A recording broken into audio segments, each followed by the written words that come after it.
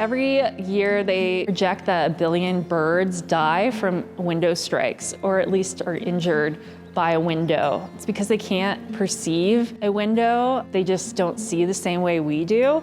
And they'll often think it's like a space they could fly through, especially if there's a light on in a building at night, or there's a reflection of trees that make it look like an open space they can go through. So both of those scenarios really create issues, especially during migration months, but window strikes is definitely an issue that we can change and have an impact on. So I'm hoping through this project, we not only bring awareness to the whole campus and get everyone more interested in this problem, but we also fix things immediately. I personally have a background in bird watching. I used to band birds when I was an undergrad. I have a biology degree as well as a graphic design degree.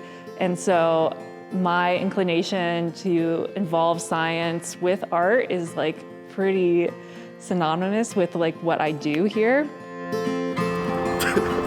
So today we had just a class period of prototyping. So prototyping is a phase in the design thinking process where we just test ideas and really see what they look like in real life. Because right now we've just been thinking of solutions to intervene in this bird strike issue. But now we're actually testing our ideas by mocking up things quickly. And so in this scenario, we're looking at decals to put on windows and what patterns and combinations of imagery might bring awareness, but also actually solve the problem of bird strikes.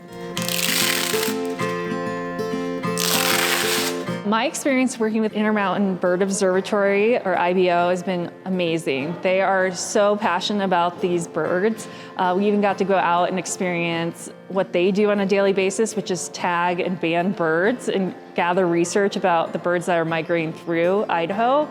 And so experiencing that has been really impactful, I think, on the students and how their designs can impact the birds directly. And so looking at it from not only a human perspective, but an animal perspective, I think is really interesting. I think that students really do have a lot of power and a powerful voice, and having a class that puts them at the center of solving these issues really highlights that for them and makes me really proud to be able to be a part of that.